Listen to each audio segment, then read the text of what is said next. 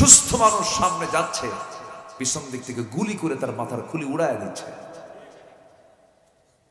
শরীফ ওসমান হাদি এদেশের আধিপত্যবাদ বিরোধী শক্তির এক রোল মডেল হচ্ছে শরীফ ওসমান হাদি,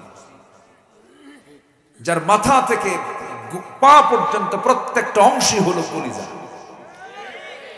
সে যা কথা বলেছে আমি মুগ্ধ, আমি আকৃষ্ট হয়েছি তার উপর। আমি এতটুকু চিনতাম না তাকে, শুনেছি মাঝে মাঝে, কিন্তু সে যে এতটুকু মানে উদার চিত্ততা নিয়ে দেশের প্রতি তার অকৃত্রিম ভালোবাসার যে বহিঃপ্রকাশ ঘটিয়েছে, নিকটবর্তী খুব রেকর্ড কমই আছে। শরীফ ওসমান হাদির মতো এমন ছেলে খুব কমই আমার দেশে জন্মিয়েছে। সম্মানিত ভাইয়েরা, তার নাম যখন চলে আসলো, আমরা তার জন্য আগে দোয়া করি, আল্লাহ তুমি থেকে সুস্থতা নিয়ে আমার দেশে আবার ফিরে আসার তৌফিক দিয়ে দাও। অসম্ভবকে সম্ভব করতে পারেন কে? আসতে বলবেন না, কে কে পারেন? কে পারেন? আল্লাহ পারেন। এবং সাথে এটাও বলতে চাই, তাকে হত্যার উদ্দেশ্যে যারা গুলি ছুড়েছে, এই ষড়যন্ত্রের সঙ্গে যার সম্পৃক্ততা আছে, প্রকাশ্যে দিবালোকে যেভাবে তাকে গুলি করে হত্যার পরিকল্পনা করেছে, ওই রকম করে তাকেও গুলি করা হোক প্রকাশ্যে। কুতিবা আলাইকুমুল কিসাস, আল্লাহ পাক কিসাসকে ফরজ করে দিয়েছেন। কিসাসকে কি করে দিয়েছেন? ফরজ করে। আল উযনু বিল উযনি ওয়াল আইনু বিল আইনি। এটা আমার কথা না, এই কথাটা কি আমার না আল্লাহ? এটা কি মোল্লার আইন না আল্লাহর আইন? আল্লাহর আইন। কোন দিন পাবো জানি না, তবে আমার বিশ্বাস বাংলার জমিনে কোরআনের রাজ কায়েম হবে। জোরে বলি ইনশাআল্লাহ। 54 বছর দেখেছি আমরা, ফলাফল কি হলো? সর্বশেষ সরকার 28 লক্ষ কোটি টাকা দেশ থেকে পাচার করে নিয়ে চলে গেল। আবার বলে আমরা দেশকে খুব ভালোবাসি, খুব ভালোবাসি, অথচ নিজের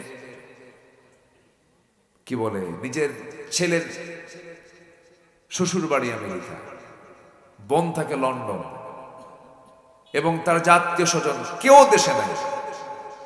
বিয়ে বাড়ি, শ্বশুর বাড়ি, বোনের বাড়ি, সব বাড়ি দেশে না বিলাতে?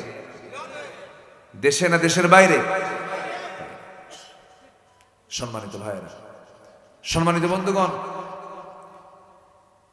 তারা আবার মাঝে মাঝে উস্কানি মারে, আসেন রাজনীতি করবেন না কেন, আসেন দেশে ফেরেন, সমস্যা নাই। কিন্তু দেশের জনগণের যে 28 লক্ষ কোটি টাকা দেশ থেকে পাচার করেছেন, ফেরত দেন জনগণকে, এরপর রাজনীতি করেন। রাগ করতেছেন নাকি? আমরা এগুলো বললে তো আমাদেরকে আবার বলে যে হুজুর এইগুলো কি কর, রাজনীতি করেন কেন? মানে রাজনীতি ওদের পৈতৃক সম্পত্তি, আর আমরা চাই থাকি। আসলে এরকম বলে না, এরকম বলে না, হুজুর ওয়াজ করবেন। বিগত 16 বছর তো কথাই বলতে দেয়নি, কথা থামিয়ে নাই, কথা থামায় রাখি না, কথা বলেছি। আমাকে যারা ফলো করেছেন, একচুল পরিমাণ কথা ছেড়ে বলি নাই। তখনও যা বলেছি এখনো বলে যাচ্ছি, সামনে তাই বলে যায়।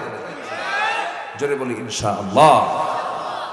এক মাহফিলে উঠলাম, এক নেতা আমাকে বলে, হুজুর ওয়াজ করবেন আকাশ নিয়ে আর কবর নিয়ে, দুনিয়া আমরা দেখব। এই হচ্ছে ওদের কথা। ওরা এরকম চায়, এখনো চায়। এখন একটা শ্রেণী আছে বলে যে রাজনীতি আমরা করব, আমরা সচিবালয় চালাবো, প্রশাসন চালাবো, ক্যান্টনমেন্ট চালাবো, মদের ফ্যাক্টরি করব, হুজুররা দোয়া করে দিয়ে আসবে। আমাদেরকে রাখছে হলো দোয়ার জন্য, তালাকের জন্য, বিয়ের জন্য আর জানাজার জন্য। কথা বুঝলেন ভাই? না, সেই পরিবেশ আর নাই। সেই পরিবেশ আছে? আমাদের কি মানুষ একটু দেখতে চাই ভিন্নভাবে। একটা ছোট্ট ছেলে বহুদিন আগে, মাহবুব, বহুদিন আগে একটা ছোট্ট ছেলে আমার দিকে তাকায় আছে, মন টন খুব খারাপ, আমার দিকে এক তালে তাকায় আছে, হাসে না। বললাম, এই ছেলে তুমি আমার দিকে তাকায় আছো, মন টন খারাপ কেন, কি হয়েছে?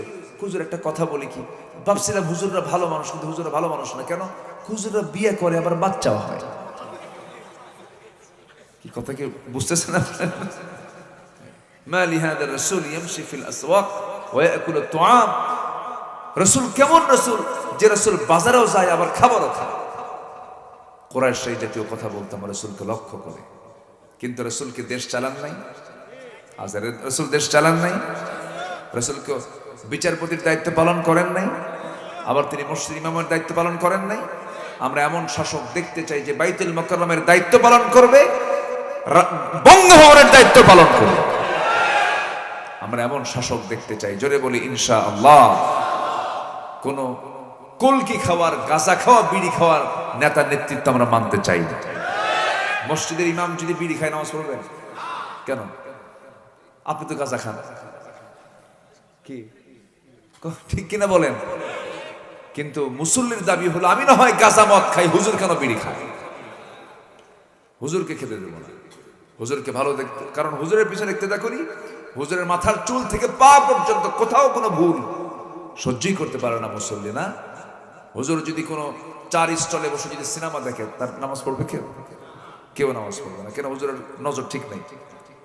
কোনো পরনারীর দিকে যদি এক তালা চেয়ে থাকে, কেউ নামাজ পড়বে? হুজুরের বদ নজর, নামাজ পড়বে না। তাহলে একটা ইমামকে যদি আপনারা খুঁটে খুঁটে যদি খুঁটিনাটি সব অবজার্ভ করে যদি ইমামকে সিলেকশন করেন, সমাজের যারা ইমাম হবে তাদেরও খুঁটিনাটি দেখার সময় এখন এসেছে। আমরা ঠকতে চাই না, আমরা আর হাঁটতে চাই না। আগামী দেশকে আমরা সাজাতে চাই ইসলাম দিয়ে, কোরআন দিয়ে, আদর্শ নেতৃত্ব দিয়ে। জোরে বলি ইনশাআল্লাহ। আল্লাহ কবুল করুন, জোরে বলি আমিন।